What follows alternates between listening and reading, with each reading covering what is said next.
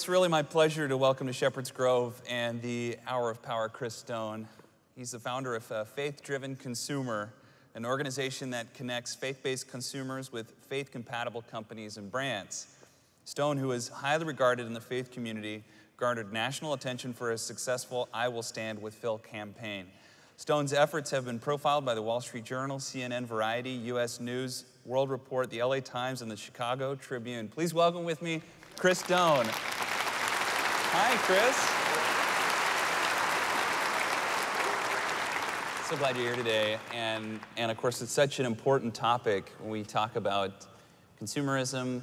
There was someone who said, every dollar I spend is a vote for the kind of world I want to live in. Do you think that's true? Absolutely. God has given us everything that we have, and how we spend our money is an act of stewardship, and it's a vote for the world that we want to live in. That is exactly correct.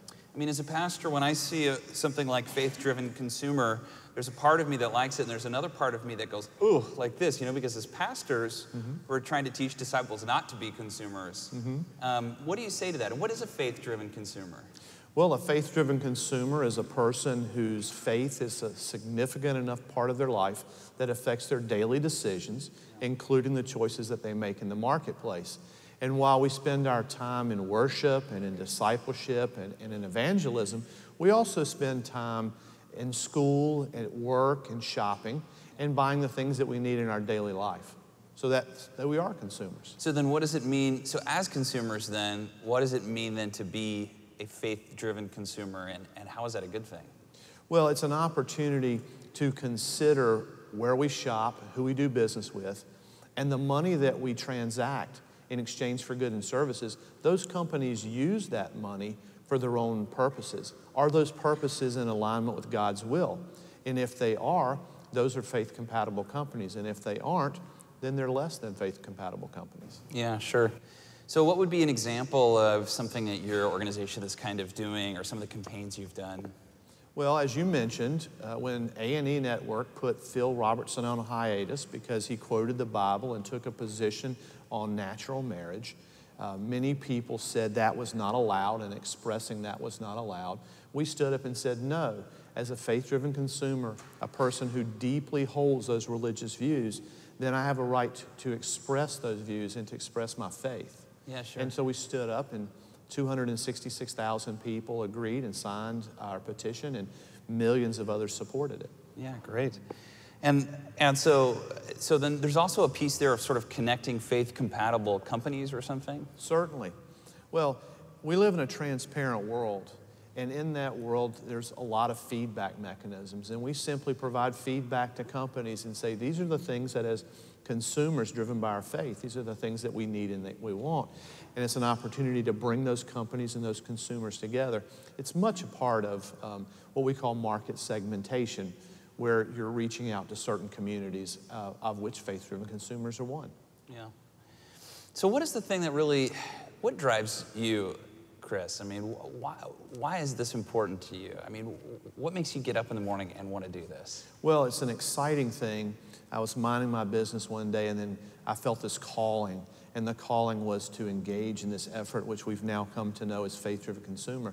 So every day I get up and I say, Lord, what do you have for me to do today? And as consumers, we do the same thing in the course of our daily activities. How can I serve the Lord? How can I honor and glorify Him?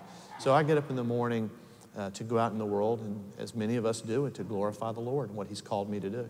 It seems like this kind of like, I saw a book I think it was at Whole Foods called, oh gosh, something like Responsible Capitalism or something like that. And it's essentially talking about, even in the secular world, this sort of movement towards a sort of selfless capitalism, in the sense that, like, I think of like Tom's shoes. When you buy a pair of Tom's shoes, you give like shoes to some kids that don't have shoes. When you buy Ethos water at Starbucks, you're providing clean water. That's kind of what you're talking about, right? I mean, but doing it for the Lord and for the kingdom.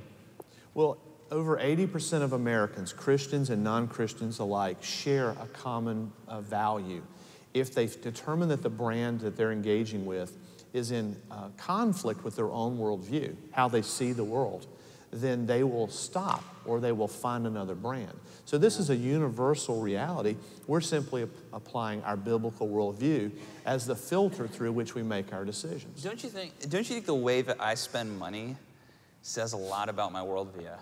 Certainly. It's like the friends that you have and the things that come out of your mouth, the decisions that you make and the things that you support reflect what's in your heart. Yeah. Like, what about generosity? I mean, that's an important piece of your Absolutely. ministry too, right? I mean, generosity, because the better stewards we are, the more money we can return to the Lord, the more money we can share with others who are in need. Yeah, that's great. Today it's, if you're watching on the Hour of Power, it's Father's Day, and that connects with your own family, right? Tell us a little bit about that. Well, God has blessed me with a wife, a lovely wife, and 2 children. I have twin girls that are 8, and they're very supportive of what we're doing. As a matter of fact, they're probably at home right now praying for me. Yeah, great. That's great, wonderful. So, I mean, you've obviously done a lot and learned a lot in your career and in your ministry. There are millions of people listening. There are a lot of people here in the church. What is that one thing that you've learned through your initiatives, your campaigns? I mean, a lot of consumers watching. What would you say to those people is the most important thing? Well, by training, I'm a brand strategist. So this is an area of expertise both professionally and spiritually.